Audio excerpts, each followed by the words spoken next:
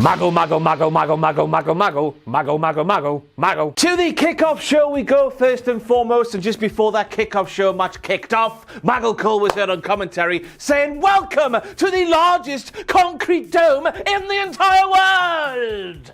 As if that was something to brag about. In the words of Shania Twain, exactly, Michael Cole, how many concrete domes are there in the world? Being the largest one of them, it don't impress me much. And forget about the largest concrete dome in the entire world. Everybody knows the big baldy bastard Bill Goldberg has the best concrete dome in the entire world. Hello, locker room door. Bosh! Made a grave mistake, Corey. A direct quote from Corey Graves this time when he says there is not a person alive, not in this generation, who has come close to breathing the same rarefied air as the head of the table has. Oh. Now, of course, Corey Graves was referencing the Big Dog's longest reigning ever Universal Heavyweight Championship reign there, wasn't he? Yes, he was. And I just thought it was a bizarre thing to say, and therefore a WTF moment, everybody, when we have Brock Lesnar, who had a 503-day Universal title reign a couple of years ago, existing on the same card. Corey Graves just says words. Made a grave mistake, Corey. And then when Corey Graves said Goldberg woke up feeling dangerous today, especially when Goldberg is in Saudi Arabia with that match against The Undertaker,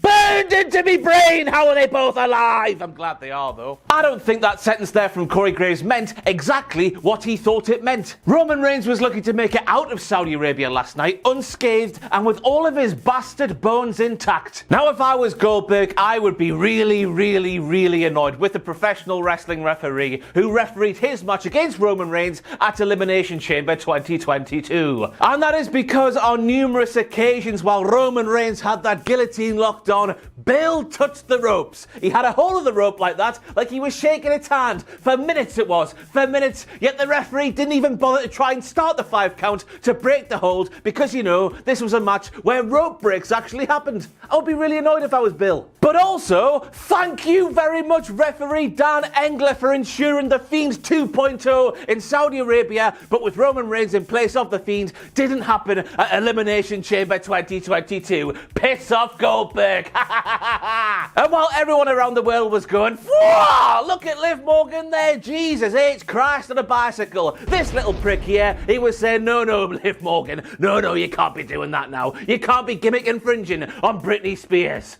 Oops, I've done it again. Don't you know that you're toxic? Sometimes, every time, you want a piece of me. You drive me crazy. I just can't sleep. Oh, yeah. You cured that weird pervy man said to Alexa Bliss that time, and you're telling me we sat through all of those segments for no reason whatsoever. And I'm saying this because last night at Elimination Chamber 2022, Alexa Bliss was out there with the spooky music. She had the spooky dress on. She was doing some spooky mannerisms like, hoo, hello there, I'm Alexa Bliss. I don't know what that was, but you know what I'm talking about here. So I'm asking the question, is Alexa Bliss really cured, or is that therapist full of crap? Who am I joking, man? That therapist, he's clearly full of crap. He's done nothing to that lass apart from take away her little doll and put the spirit of her little doll in a different case of a little doll that looks the same as the original doll. I hate wrestling. They're all con artists though, these therapists. All of them bloody con artists. And then it turns out Alexa Bliss has a swing in her pod. And I'm making this a massive WTF moment, everybody, because that there, in my humble opinion, is an unfair advantage in the favour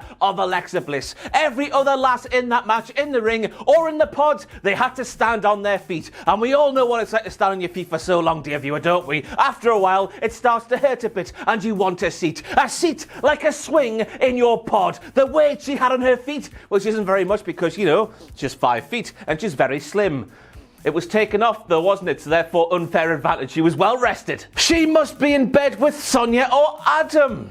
Steady on now, you dirty bugger. Mago, mago, mago, mago, mago, mago, mago, mago, mago, mago, mago. And now Liv Morgan sends Rhea Ripley flying, said Michael Cole while that very blurry screenshot was going on there. And it would appear that Michael Cole last night at Elimination Chamber 2022 was all kinds of early noughties pop sensation Darius because he's colourblind.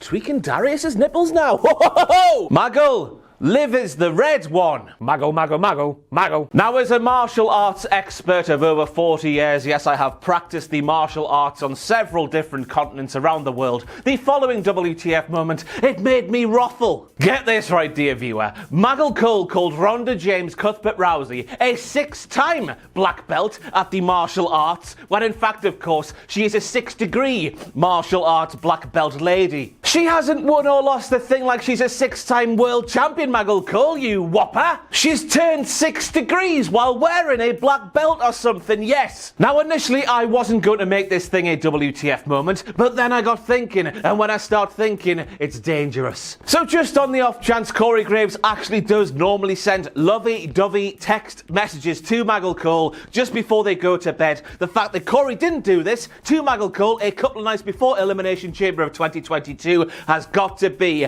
a horrifying WTF moment. Imagine Maggle Cole sat up at night. I'm picturing this in my head. Imagine Maggle Cole sat there at night thinking, oh my God, guys, I haven't heard from Corey. I can't possibly sleep before I hear from Corey. And then Corey sends him a text saying, I love you, babe. Wovey-dubby-dubby-doo. You've got a cute dimple chin. Oh my God, I love you. Oh! But then again, Maggle Cole could just be pulling Corey Graves' pants down because of that tweet there, where Corey tried to flirt with Vince McMahon, who has one hell of a dimple chin, no wonder. A wovey-dovey text message to Vince McMahon. Wow! He would have said no doubt about it. Now then, dear viewer, mark this one off on your Elimination Chamber 2022 bingo cards, because Drew McIntyre played catchy kissy with big baldy bastard Happy Corbin up the rampway in Saudi Arabia, and when he couldn't catch him, Drew McIntyre turned his Scottish warrior arse around and looked nearly at the camera and shouted, "Pussy!" It sounded so much better just because of that accent. Pussy! He called Baron Corbin a pussy, and the camera heard it. Nah, that wasn't on my Elimination Chamber 2022 bingo card either. Quelle surprise. Oh, smack my arse and call me Gertrude. It's okay to laugh about it now because Sean Ross Sapp and other people who would know are saying that Madcap Moss is okay. But after that thing there, I am surprised Madcap Moss was not turned into that thing there. I'm not sure why Madcap Moss was trying to over-rotate on that Alabama slam, the reverse one, the mad bastard. Well, he is called Madcap Moss, therefore he would do stuff like that, wouldn't he? Because he's mad, and a cap, and a moss. Obviously, I'm glad the lucky prick is okay, and I'm really, really happy that that sadist dun dun dun dun dun dun dun dun dun got to show multiple slow motion replays of a man nearly losing his neck down into his tits. No neck Moss is hard as out. You pass it on now, dear viewer. It's no DQ, it's falls count anywhere, there's no rules whatsoever, yet Drew McIntyre takes his big sword and he puts it at ringside and he doesn't use it. Or so I was saying. Now, I don't know if it was just me, dear viewer, but I swear I heard one of the commentators say technically it's not illegal when Drew McIntyre almost decapitated Happy Corbin in the middle of the ring with his massive sword, which isn't his penis, at Elimination Chamber. Imagine lemons in the Elimination Chamber at Elimination Chamber 2022. I repeat, he swung for big baldy Happy Corbin's head, his big bald head, and he just missed, and someone went, oh, it wouldn't have been illegal, you know, if he decapitated him. His head went rolling along the mat, down to the floor, down to Maggle Cole's feet. Then Maggle Cole started playing kickbacks with big baldy bastard Baron Corbin's head. That would have been fine. Now, if this is the case, I'm wondering why Drew McIntyre isn't always petitioning for all of his matches to be no DQ, false count anywhere, big stupid bollocks affairs. If I was him, I would just do that all of the time. It's technically not illegal just to stab a bitch. Eh? The bloody sword pervert. The Miz said the following thing when he said, I will find myself a tag team partner. A partner who is a superlative athlete, similar handsome features, and a global superstar, and I think I have someone in mind. Look at all of that. Who do you think of? I just spat everywhere, sorry.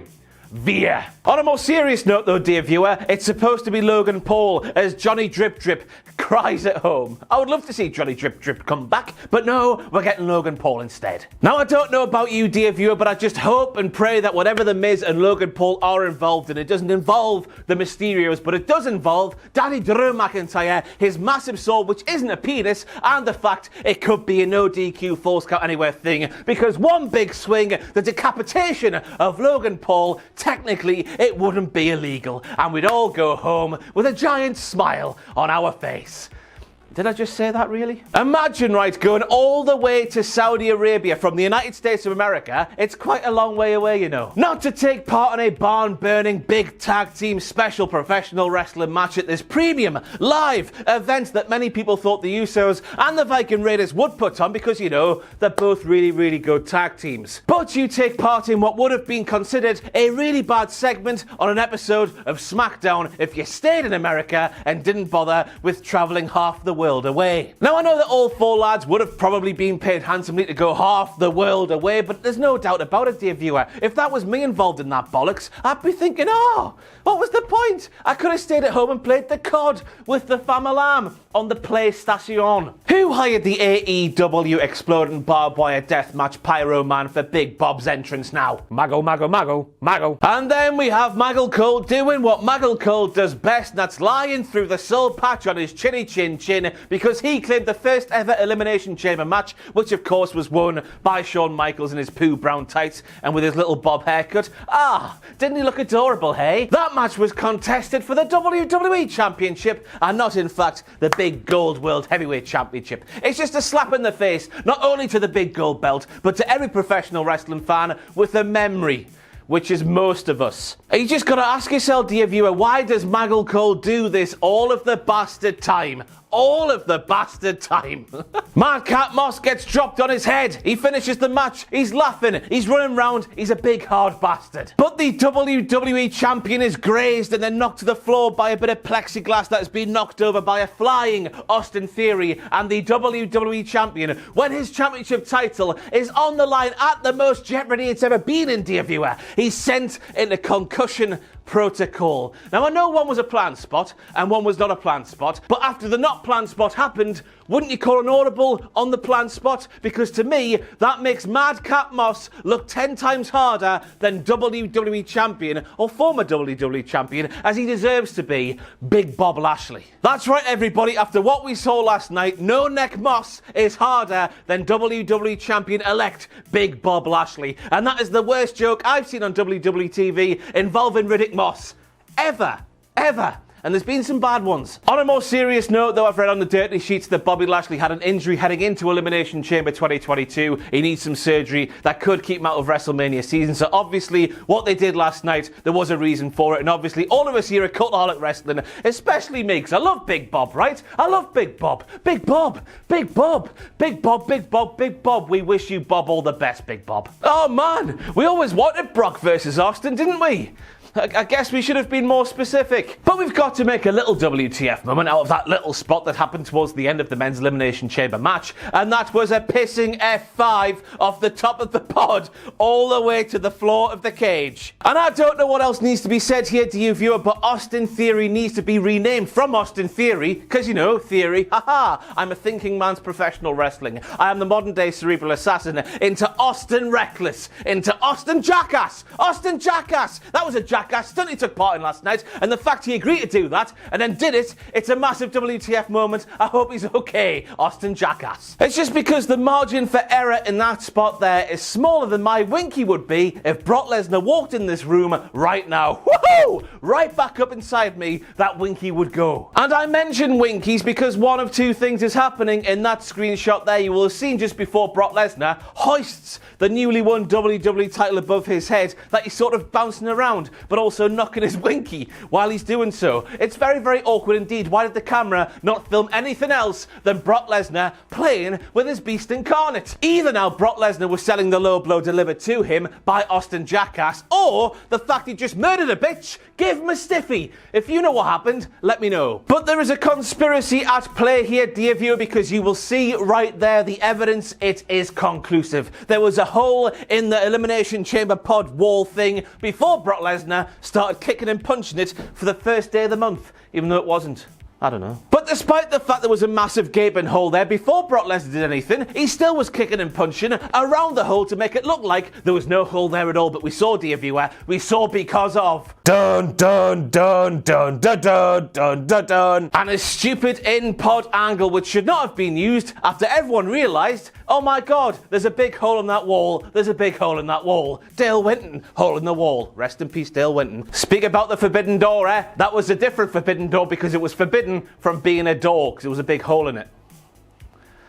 Journalist. But then as you're watching Brock Lesnar play with his stiffy and hoist the newly won title above his head, you get to thinking, Bobby Lashley took the WWE title off Brock Lesnar at the Royal Rumble event. That allowed Brock Lesnar to go in the Rumble, win the Rumble match on the men's side of the card, and then go on to WrestleMania to face Roman Reigns for the Universal title, the different title to the one he walked into the Royal Rumble with. But now he's won the belt back that he lost at the Rumble, and he's going to face Reigns anyway with the title he had before he went in the Rumble. So what has been the point of the last month of WWE TV? There was rumours that Riddle could have been the man to win the Rumble. Why not give him that if this was the end goal? Was this the end goal? Was it bollocks? They just make up everything on the fly, show by show by show. There's no direction, it's just wherever the wind will take us. Wherever the wind will take us. And speaking of the wind, this video has been a lot of hot air. That was a fantastic save, Ross. Yes, thank you very much. But I have been Ross Twello from Cultaholic Wrestling. Thank you for watching. Give this video a like. Leave a comment. I don't care what it says. Call me a wonderful man. Go on, I dare you. I dare you. Give it a share if you feel extra fruity. And come back to this channel tomorrow to see the cut-down reactions of myself, Rossi Drip Drip, and that evil murdering man, Andrew, who hit me with a chair in the back and it still hurts, okay? Thank you for watching. Goodbye.